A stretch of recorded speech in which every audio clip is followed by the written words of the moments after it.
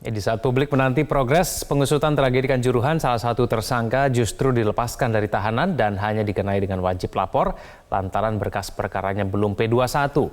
Lalu apa kesulitan penyidik sehingga berkas dugaan pidana kelalaian ex Dirut PT LIB belum juga rampung? Kita akan membahasnya bersama dengan mantan anggota tim gabungan independen pencari fakta tragedi Kanjuruhan, Akmal Marhali. Pak Akmal, selamat malam. Selamat malam, Kan. Ya, Pak Akmal, menurut Anda apa yang terjadi dalam penyidikan tragedi Kanjuruhan? Mengapa masih ada syarat yang belum dipenuhi oleh penyidik?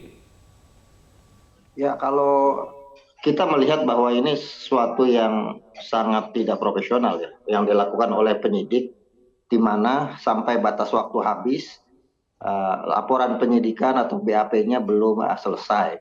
Dan ini merupakan presiden buruk ya bagi sebuah kasus yang mendapat perhatian luas, bukan cuma nasional tapi juga internasional.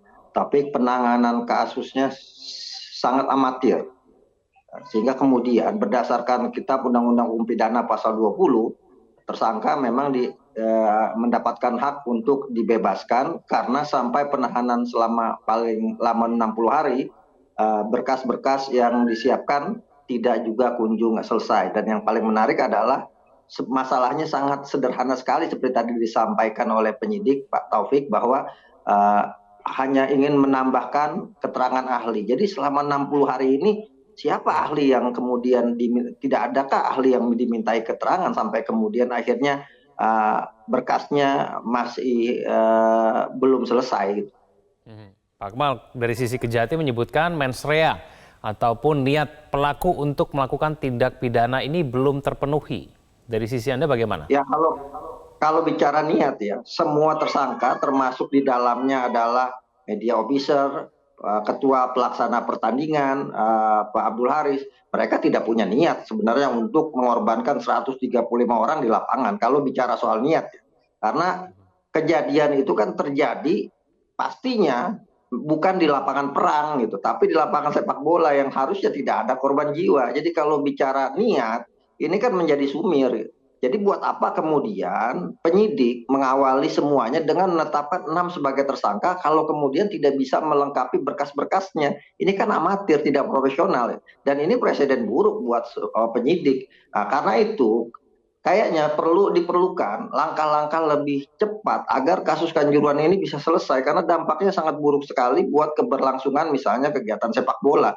Sekarang aja sepak bola dilanjutkan masih pro kontra. Ada yang bilang misalnya bahwa dilanjutkan tapi kubur 135 orang masih basah, pertandingan sudah dilanjutkan dan sebagainya, masih menimbulkan pro kontra. Sementara kasus hukumnya tidak diselesaikan dengan begitu cepat, sehingga pada akhirnya opini di masyarakat ini menjadi negatif ya, negatif juga buat pemerintah. Dalam hal ini misalnya Presiden Joko Widodo. Buat apa Presiden Joko Widodo kemudian membentuk tim gabungan independen pencari fakta dengan mengeluarkan Kepres nomor 19 tahun 2022 kalau kemudian rekomendasinya tidak dijalankan. Salah satu rekomendasinya kan adalah usut tuntas kasus ini, termasuk adalah melaksanakan penegakan hukum terhadap pihak-pihak yang dianggap terlibat dalam kasus ini dan menyangkut kasus-kasus pidananya.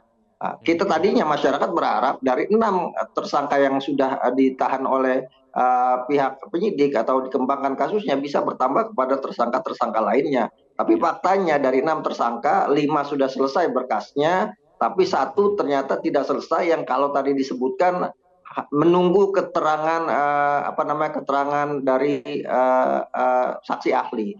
Yang sebenarnya menjadi problem ya kasihannya Pak Hadian Lukita. Pak Hadian Lukita dibebaskan dalam kondisi tersandra. Kenapa tersandra? Karena sewaktu-waktu bisa dibawa lagi masuk ke tahanan. Nah, ini yang kemudian membuat problem tersendiri.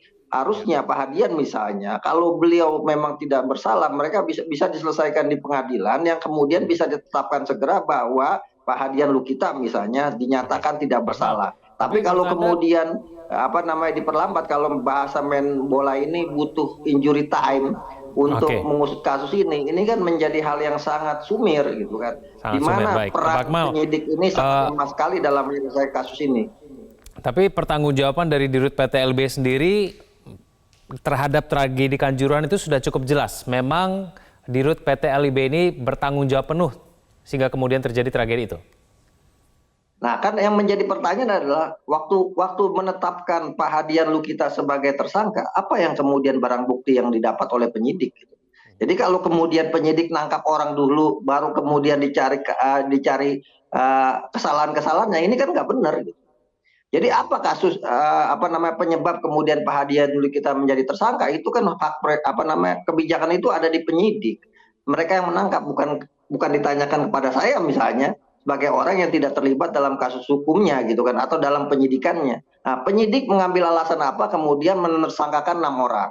Nah, ketika kemudian menersangkakan 6 orang ini dianggap sudah memenuhi syarat, misalnya memenuhi 2 barang bukti dan memang harus menjadi tersangka, harusnya kan bisa diselesaikan penyidikannya.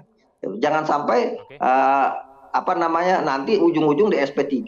Nah, kalau di SP3 ini kan memalukan sekali, penyidik ceroboh menetapkan orang tersangka tetapi tidak punya barang bukti yang kuat yang pada akhirnya orang dibebaskan. Ini akan menjadi presiden buruk bagi pelaksanaan atau penegakan hukum di Indonesia.